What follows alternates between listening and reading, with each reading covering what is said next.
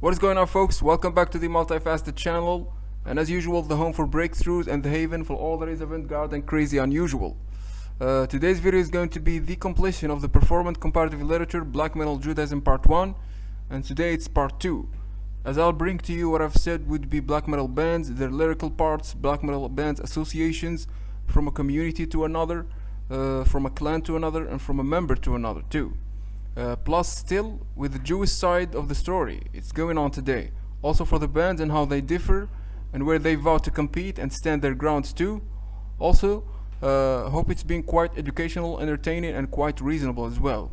So without further ado, what you see here before you is Nergal, a stage name or moniker for Adam Darsky, the same guy here you see, and the frontman of this super evil black metal band, straight to the point, pure evil, Behemoth.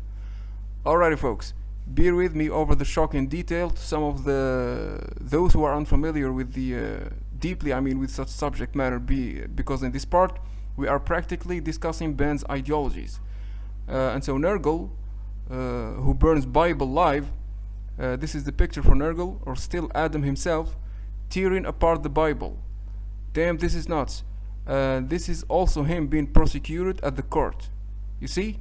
Obviously a lone and solo court, and ironically he is yet another very notorious fan of another notorious black metal band from Sweden called Vatain. I love that band so much. Here, check the logo. It's the same on Adam's shirt, or Nergal's shirt. Do you get the picture? They all know one another and stick around for one another by the end of the day.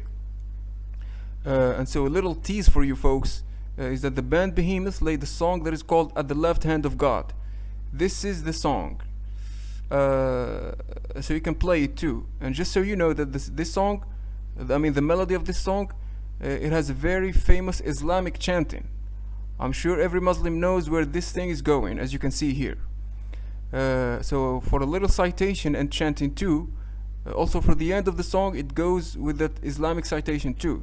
It's actually cited, folks, seriously, with the vocals and voices.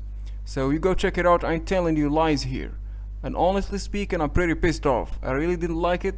It's so disrespectful, it's blasphemous and impious as ever. Yet, this is only to show you the unusual, awkward, and almost similar subjectivity of this black metal thread being carried over from its twisted ground of filth until this moment, with disgrace and contempt to religion, monotheism to be exact. And by monotheism I mean Islam, Christianity, and Judaism. And so next up, here we have the early Norwegian black metal scene and their early super crucial evolution around late 70s to early 80s. Everyone knows about the Norwegian black metal scene and their dozens of angry and misanthropic backgrounds too. And so waves or scenes, and so you get hailing acts from England, Norway, Poland, Switzerland, Finland, and significantly Sweden. And these musicians, technically speaking, it is like they showed up to the world with fixated dispositions that have been engineered to crave so vigorously for a vengeful platform. Attacks, onslaughts, demonic provocations towards all that is holy or sacred. What a pure evil all waiting for you here to read, folks. You should be super hyped by now. Also, as I've always been so very careful and cautious over my likeness of this music, and I always choose to go simply artistic on this thread, believe me. For I also play this whole thing too. Yes, I do.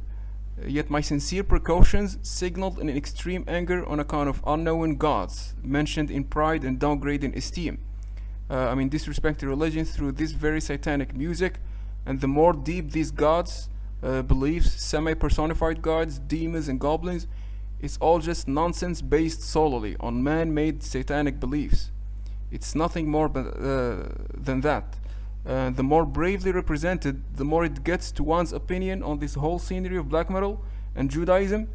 They all come together eventually in falsifying facts of the world's regulations, upon the ideals of the hidden agenda, and as to hidden agenda are concerned with the world's leading power, the power of the Jews, the undeniable and inevitable fact of the globe today. It's an introduction through music, the power that is power, and it's simply music. It's all here just waiting for you to ravage the heck out of it.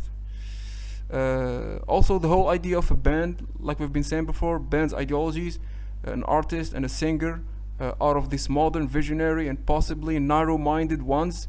Music has been sanitized and cleaned of its melodic enchantment and ended up supporting the very conception of heading to the powerful, these modern agendas of the brave new world we live in today.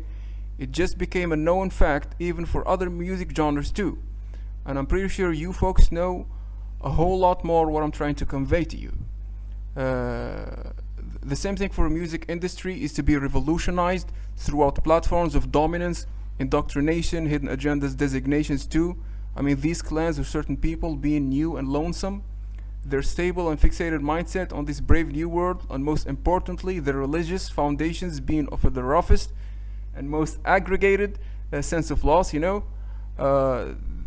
they themselves know that mainly Jewish domineering powers are the ones that foresee and practice, the birth of agendas futuristic hands, which have always included religion as the stepping stone for their plans to come to an end, thanks to these rookie beginners, prospects of new world, vulnerable, gullible, and easy going with it. The same thing for this thing here you see. It's a band called Militias, and it's so complex so far for this band as it ethnically accumulated meaning of the name. I think it's Hebrew, supposedly meaning king. This band played Mizrahi metal, guys. Also, it's one hell of a read, this section here, as both to the musical and the lyrical part too. This Militias band.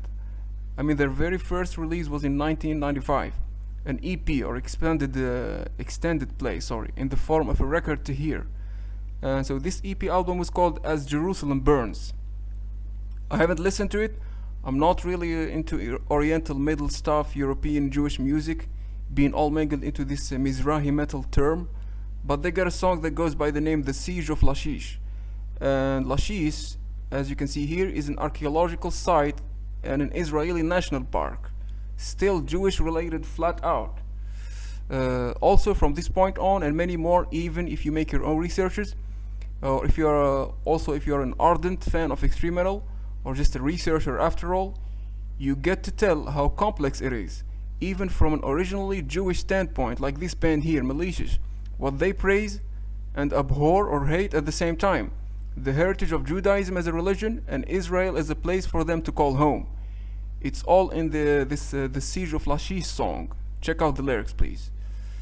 So another shock, in fact, is for the band Vatain, the Swedish black metal band, which was formed in 1998. And also a straight to the point evil band. And so Vatain's first demo, which was released in 1998, their demo went by the name that is called Go Fuck Your Jewish God. You see? Straight to the point band. Oh my god. Vatain band is seriously no joke. Also, the album's fourth track is called Unholy Black Metal, and it's a cover or dedication to a band called Dark Throne. You see? Another seriously all-time Norwegian black metal band that are known to be veterans. It's just an example for how these folks we speak of really do stick together by the end of the day.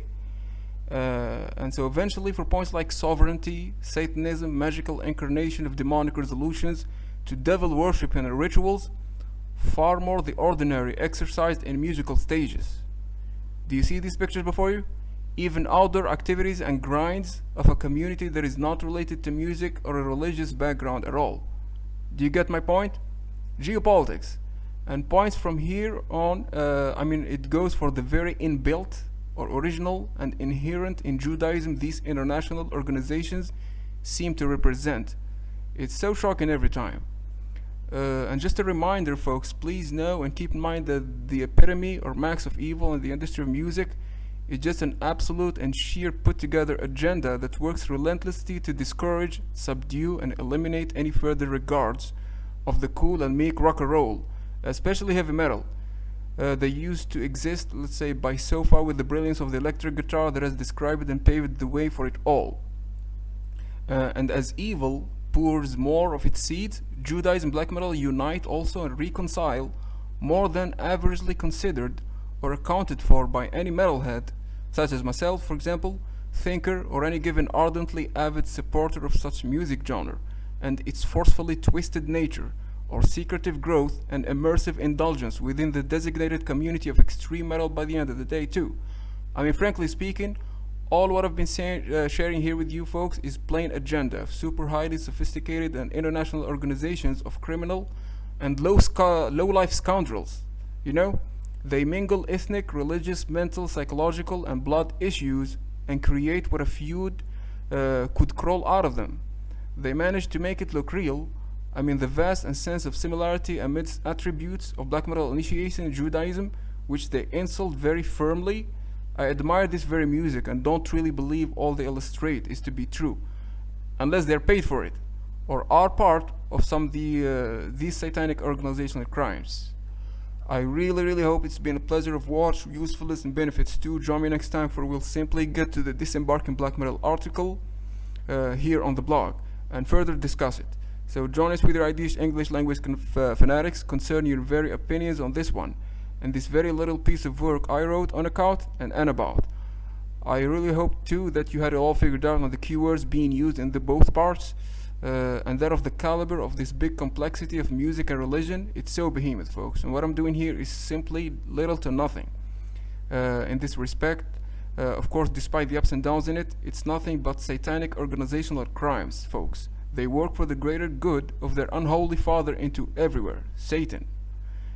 It's just how it is. So I welcome all your comments and that of crazy ones too. Subscribe to the channel, make sure you hit thumbs up for more madness and craziness are on the way. And on your way they're coming. As for these originalities, articles are to be examined and explained even more. Have it good and goodbye.